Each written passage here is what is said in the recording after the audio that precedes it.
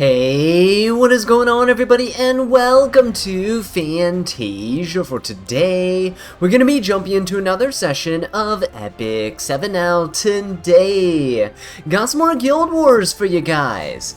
That's right. This time around, though, we're going to try to switch things up just a little bit. I'm going to try to make these Guild Wars a bit more thematic, and I want to know your opinions on this after watching the entire thing, and I just want some feedback, right? Because the Guild Wars series typically doesn't do as well as the RTA series. However, I do know a lot of you guys want to see more Guild Wars content, and, you know, I feel like it's a great opportunity for newer players and even more veteran players to kind of learn how to beat these more common defense teams that you'll see in Guild Wars.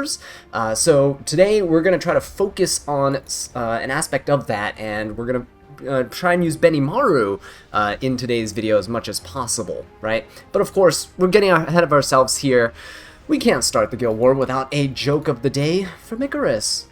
I quit my construction job because everything was too heavy. I had to give my 2-week notice.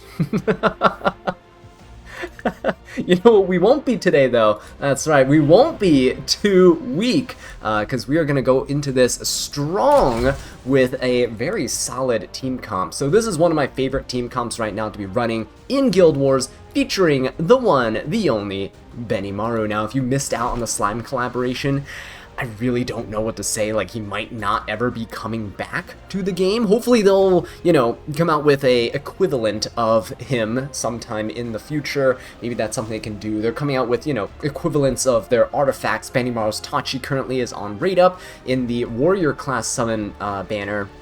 But yeah, with that aside, I did tweak my Benimaru build a little bit. I actually made him slower. He used to be on a speed boot, and I just kind of threw him on an attack boot now so that he can deal more damage, be a more reliable damage source, okay? And we're going to see how he works out here. I also really just don't want him to cut the bunny dom that I have, and I'll show you this very specific build I got for this type of team. So yeah, bunny dom here is going to be rocking Water's Origin, actually, for the increase a little bit of healing, right? But also the combat readiness push, so that I can keep on pushing up, right, herself to make sure she doesn't get cut by the Benimaru. I really want Benimaru to get an attack buff. That's going to be really essential here for my plan moving forward. But for her gear, I just ended up giving, I literally clicked the equip all button and it just gave me this gear, and then I swapped out the effect res ring for an HP ring, and so here we are. I just want as much bulk as possible, but yeah, 230 something speed, I think that should be enough. With a 20% combat readiness boost, we should be okay. The reason I'm assuming that we're gonna get the combat readiness boost is because we're up against ML Para, and this is essentially what this video is about, is fighting ML Para teams and the plethora of them that are currently out there. The reason ML Para is super good with units like Afternoon Soak Flan is because after Para S3s, she'll take an S1, and that S1 will always bring that Afternoon Soak Flan along for a dual attack. So she is a dark unit, she's going to attack light units, because that's how the AI works in the game. So Para is going to attack my Bunny Dom, and in doing so, Flan is going to dual attack, which is why I'm using Water's Origin to make sure we heal a little bit and push up our combat readiness. I built her on the bulkier side, just be safe, right?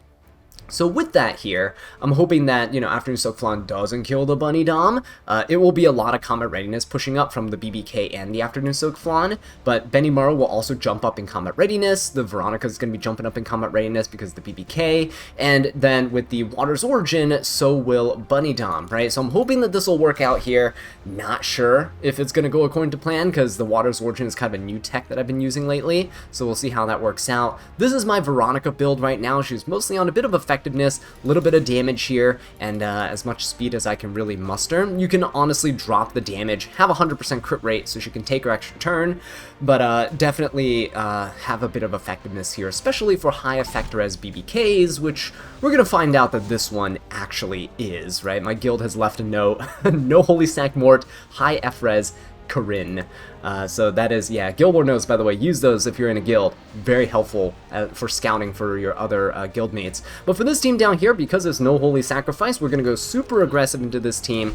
Our Mort to shut down their Mort. This is the gear that I'm currently running on him. Destruction and crit rate. I love that they're showing the average equipment score too, by the way. It's actually kind of nice. But yeah, my Mort's pretty simple on Holy Sacrifice here. In case he dies, he gets to revive. And of course we have our own young Senya, because my opponent's running Harseti, so what better way to counter that Harseti than to, well, bring in our young Senya here. I actually do have her on kind of filler gear right now. As you can see, the boots and stuff are not great, but hey, it's working for now. So she's on filler gear, just keep that in mind. It is okay. Young Senya will work anyway, even with no speed, because you're typically bringing her into Harseti. So that's why I currently have her on that right now, until I get her build all sorted. I've been trying to re-gear a lot of units on my account lately. Afternoon Soak Flan, the last unit we got, and I did switch up her build. You'll see that she has basically the same stat spread as my Lifesteal build, but now she is fully on counter set. So I cannot wait for this to be showcased in action here. I rarely draft her in RTA, but hey, in Guild Wars, this is kind of exciting. So yeah, let's go ahead and jump into this without any further ado. And again, please, guys, let me know in the comments down below what you think of these kind of more thematic showcases, especially, oh, whoa, that's a slow Payra. That's actually not great for me. Yeah, actually, I actually didn't really want that. Is it 200 effector as BBK? It probably is, which means I'll still go for her anyway, I think. There's no reason, I can't hit anybody else, so might as well. Let's just do this. But yeah, anyway, with a more thematic Guild War thing, I'm... Oh, good. Oh, it's on counter. If I S1, that'll push up with the highest combat readiness by 15%, which means we'll go to 96% combat readiness. I don't know why this Payra is so slow. Okay, it's fine. I will do this, and Payra should go. Yeah? Oh, no, wait. This is not good. Alright, it's fine, it's fine. Bunny Dom going is fine. The good thing is with Bunny Dom, if you go before the Payra, it is still a big win, because Benimaru, as long as Benimaru gets the attack buff before anything else, before he gets to attack, it is all good, right? Got the multi-layer barrier, look at that. Got that Water's Origin pushing up. Flan's gonna attack here again, and this is fine. So, Bunny Dom does die, but at least right now we have the ability to go. Oh my god, this is a really bad situation. Yeah, this is why scouting's important too. You get to know the speed of your opponent. This Payra being so slow is throwing me off so bad. But you'll see that Benimaru should still be able to do this easy peasy. Everyone has a skill null from the Bunny Dom. So I would probably, because the Afternoon Soak Flan only has a 10k HP, I'm just going to go ahead and hit the Payra here, because we'll come in with an extra attack, and this should kill the Afternoon Soak Flan, as well as take the BBK down to pop another Immortality. Yeah, there you go. And then we dispel that Immortality, and then we finish her off, right? So it's usually a very solid, foolproof team. Except the fact that ML Payra was incredibly slow. You guys saw my Veronica was only 280 speed, right? And most Payras are 290 plus speed, so this one was definitely intentionally made to be slower. You can avoid this, by the way, by making a slower Veronica. She does not need to be super fast, because she gains, like, what, at least 50% combat readiness, depending on the EE that you're running, right?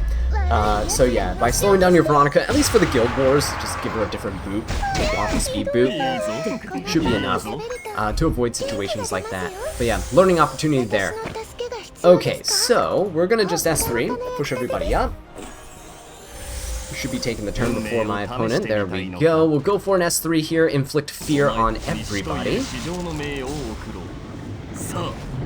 And we'll see what Benimaru can do without Bunny Dom in the later matches, because without Bunny Dom, the team is gonna struggle a little bit. It doesn't mean that it's, you know, it's messed up forever, but the team will definitely struggle a bit. We lost young Senya there. That is kind of unfortunate, but it's okay. Still doable here. We have Harseti, which I don't really care about too much right now. I'm gonna try to get rid of the Mort. And I'm hoping that his team actually attacks the Afternoon Soak Flan, at least with Harseti. But I don't think that's going to be happening here. We should be able to actually do this. Should kill the dual attack. Very nice, beautiful stuff. And we'll go with an S1 here. So there we go. Harsetti is still unable to do anything because of the fear. Okay, she does cleanse. But at least we survived a little dual attack opportunity there from the other side. And more actually with his ability to just soul burn and just defense break stuff. It's actually really nice because you get defense break into an afternoon soak flan and just look at that damage, guys. It's incredible. Okay, well the good thing is, Senya really doesn't have damage. Oh, ooh, actually never mind. I take that back. I was going to use Mord's turn to S1 and then hopefully the afternoon soak flan with dual attack and kill, but hey, it's okay. Look at that. Not that much damage right there. All good. We'll be able to dual attack here. Okay, it was just kind of iffy there, guys. On the edge of my seat right now. This guild war is not going super according to plan. However, we're trying our best here, and we'll see what Benimaru can scrape by with when Bunny Dom is not around in the second match. Okay guys, so going to the second match here, we're going to be fighting the Central Tower, the main one, actually. And this team is actually quite interesting, the second one, because we have Lilius down here, but we'll get to that in a second. The top team is running Cfan and Politis, a BBK, and Bellion. So I guess this is equally as much as a Benimaru showcase as is a Veronica showcase, because Veronica into BBK is absolutely amazing, because your strip on the Immortality kind of ignores res, right? Really important note there. Now, when we have the Cfan and Politis on the other side, I am just deciding to bring in my Rinok here. She is incredibly fast with the highest base speed in the game, and you see we should be able to outspeed here and try to take out the Bellion. That's actually the most important unit that I want to go for here. If I can S2 and S3 into the Bellion, I'm hoping that we can take her out.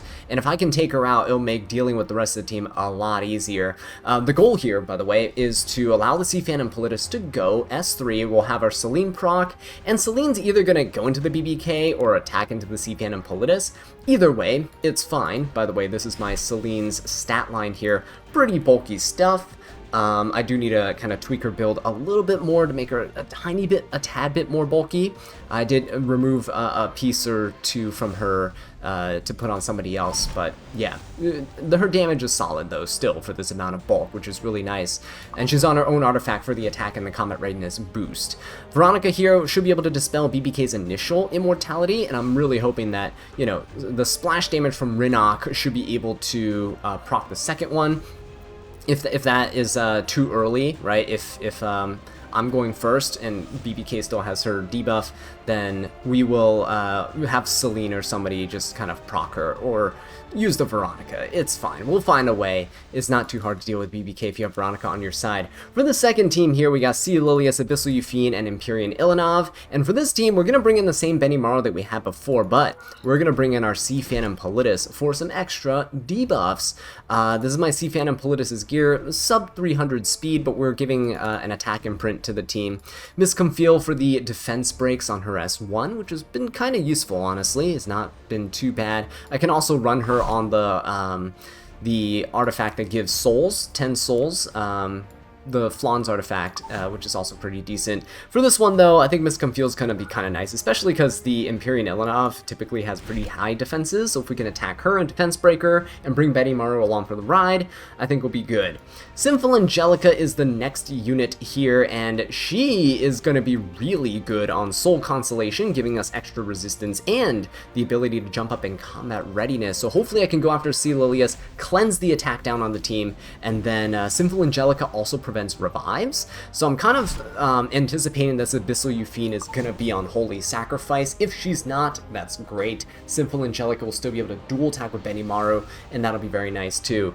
But what we can definitely do here is use her as a dark bait, because Emma Politis is going to be stealth. Lilius and Empyrean Ilanov are both going to be attacking to Sinful Angelica, which will save Benimaru a world of hurt. So yeah, we're going to kill the Abyssal Yufine first, and then just kind of tank it out with Sinful Angelica, and then hope for the best afterwards. Okay, for this fight though, BBK and Bellion are both really low on health, or sorry, really low on speed, and I kind of want to go for the Bellion here. I just want to finish her off, so I think I'll do just that. Because BBK's first immortality will get stripped. Ooh, I don't. Yeah, let's go for the Bellion. Stick to my initial plan, because the other option is I could S2 the BBK and then S3 the Bellion anyway. But I just want to get rid of the Bellion first. It's really important to me that she goes down. Otherwise, the rest of my team is in kind of too much danger. Oh yeah, see, this is what I mean. Danger. The good thing is, if I can deal enough damage here, which my Veronica has a little bit of. Hopefully, this doesn't counter. Oh, okay, not enough. Not enough. That's actually not good. Okay, that's fine. We'll do this. Veronica actually jumps up in combat readiness here, so we can still loop back around. He's going to push us back, but because there's Immortality on the BBK, we should be able to go into the BBK. Perfect jump by Celine here into the Bellion. And there you go. We dispelled the BBK there, and then because both units were stealth, we're actually there, so it's fine. This is, again, with Veronica, it's kind of a foolproof plan, going to BBK. I guess the only unlucky thing that could have happened here was Celine would have attacked the BBK instead of the Bellion. Even in that case, we still would have killed the BBK there, and instead of Celine S3ing into the C-Pan of Politis, we'll S3 into the Bellion, and it's the same end result, right? So not that bad. Benimaru, though, gets the multi-layer barrier, and with him on the slower build, actually, it works out perfectly because we get this rage buff from the Politis, and we get the attack buff from the Sinful Angelica. Obviously, if you want to run him and have him cut, you probably then should build him faster, right? So he can cut the combat readiness. I think about 190 speed is enough usually to cut like 300 speed openers. So yeah, we'll go with an S3 here into the Abyssal Euphine. I mean, attack buff, rage buff, and just Benimaru. Just Benimaru being Benimaru. We're on Torrent set as well, so the damage multipliers are all stacking. Look at that beautiful damage, and guess what? Because you get to dual attack with every character here, Benimaru's just getting tagged along for the ride. So, you don't need Bunny-Dom to secure victory with Benimaru. He's kind of solid on his own if you just kind of know how to manipulate his teammates to fit the scenario. And last but not least, I saved actually the riskiest team for this this one, because yeah, look at that. That is a disgusting defense team. So ML Shu, typically a lot faster than you'd normally think she'd be. 280 to 290 speed is where most ML Shus, I think, would be on a higher end guild in a guild war, at least in RTA, so I'm assuming that it translates over here as well. Bossarunka is one of the best tanks in the game. You can't hit anybody but Bossarunka. So the main issue here is if we can't kill Bossarunka, we won't be able to get to the rest of the team and we're just going to die. So, to keep Benimaru alive, we need to bring two units. A Dark Bait in the form of Sinful Angelica, where the Bossarunka will always attack into her, and a Light Bait, so that ML Pera and ML Shu will both attack into her. Now, I'm bringing Spirit Eye Celine because Bunny Dom is unfortunately not here with us anymore. So this is my Spirit Eye Celine build. She's on Lifesteal and Penetration set, and she's currently running her EE 10% crit rate. Not super optimal. I could get 2 more crit rate here, but we're still maxed out. It's fine. Secret Art Storm Sword is the key to going and cutting with Spirit Eye Celine. We should be able to jump up in combat readiness far enough that we'll take the turn. Even if we don't and ML Shu attacks us, I think we'll be okay. I'm not 100% sure, but I think we'll be okay. If not, then, well, rest in peace, Spirit Eye Celine. But I'm hoping, really hoping that she doesn't die, because if she does, we're gonna be screwed. Yeah? Okay, so, next team here, we got our ML Politis, Genoa, and Mort. Our opponents just love their Immortality teams right now. So we're going to bring in the same old Rinok as before. She's going to go first. We're going to use her to take down Mort's stats and try to pop him as early as possible. Because afterwards, after that splash damage comes in, Dragon King Sharoon should come and jump up in combat readiness. She will be able to deal a ton of fixed damage with her Cascade buff, 5,000 fixed damage. So by that point, Genoa should have procced his Immortality. Veronica can go. We'll finish him off, and all will be good. So let's just jump into it. I think it's kind of a foolproof plan, unless Spirit Eye Celine dies, in which case, then, oh, ooh, yeah, looking at that combat readiness, I don't know, can we make it? Can we make it? Hera pushes up some combat readiness, but, oh, yeah, no, it's not gonna be enough. Alright, well, so much for that plan. It's okay.